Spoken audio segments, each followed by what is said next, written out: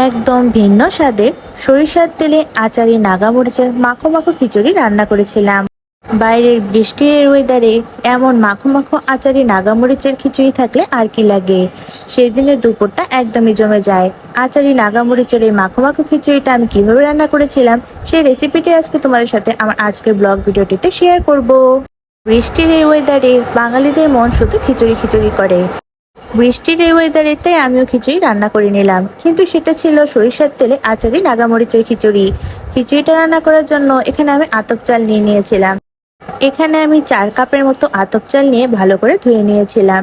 সেই সাথে এদিকে আমি 2 কাপের পরিমাণ মতো মসুরির ডাল আর 1 কাপ পরিমাণ মতো মুগের ডাল নিয়ে সেগুলো ভিজিয়ে রেখেছিলাম। ডাল আর চালগুলো বেশ অনেকক্ষণ সময় ভিজিয়ে রেখেছিলাম যেন এগুলো তাড়াতাড়ি সেদ্ধ হয়ে যায়। এই খিচুড়িটা আমি পুরোটাই সরিষার তেলে রান্না করেছিলাম, তাই হাঁড়িতে প্রথমেই পরিমাণ মতো সরিষার তেল দিয়ে দিলাম।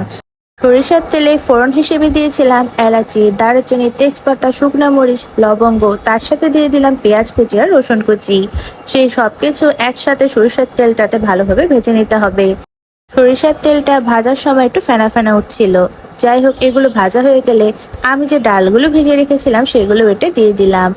আমি এখানে মসুরির ডাল আর মুগের ডাল একসাথে নিয়ে নিয়েছিলাম। সেই সবকিছুর মধ্যে এরপর মশলা হিসেবে প্রথমে হলুদের গুঁড়া, মরিচের গুঁড়া, লবণ, আদা বাটা, জিরা বাটা দিয়ে ভালোভাবে কষিয়ে নিচ্ছিলাম। আমি এখানে পরিমাণ মতো সবগুলো মশলা দিয়ে দিয়েছিলাম। ডালটা মশলার সাথে কষানোর সময় আমি এখানে 7 থেকে 8টার মতো বড় রসুনের কোয়া দিয়ে দিয়েছিলাম। সেই রসুনগুলো এর সাথে ভালোভাবে কষিয়ে নিতে হবে। ঘরে একটু মুরগির মাংসের মশলা ছিল, সেই মশলাটাও এটার মধ্যে দিয়ে দিলাম যেন একটু মাংস মাংস ফ্লেভার হয়।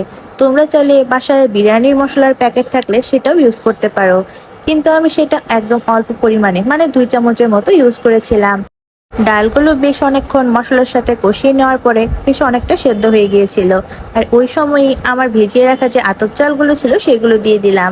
আতপ চাল ও ডালের সাথে বেশ অনেকক্ষণ সময় ভাজা ভাজা করে নেওয়ার পর আমি এতে পরিমাণ মতো জল দিয়ে দিলাম। আমি এখানে প্রতি 1 কাপ পরিমাণ চাল আর ডালের জন্য এখানে 2 কাপ পরিমাণে জল ইউজ করেছিলাম। এরপর এতে 10 থেকে 12টার মতো আস্ত কাঁচামরিচ দিয়ে দিলাম, তার সাথে কাঁচা সরিষার তেলও দিয়ে দিলাম। কাঁচা সরিষার তেলটা বেশি পরিমাণে ইউজ করতে হবে যেন এটা ঝাঁঝালো ফ্লেভার হয়।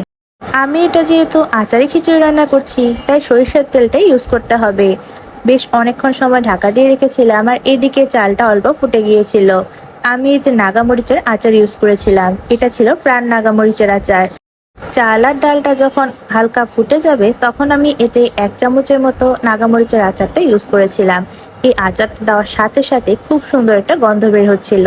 এই নাগামরিচের আচারটা কিন্তু খেতে অনেক বেশি মজার। বেশ কিছুক্ষণ সময় ঢাকা দিয়ে রেখেছিলাম আর চাল আর ডালগুলো খুব সুন্দর সেদ্ধ হয়ে গিয়েছিল। এরপর এতে আমি আরো 1 চামচ নাগামরিচের আচার দিয়ে ভালোভাবে খিচুড়িটার সাথে মিশিয়ে নিচ্ছিলাম।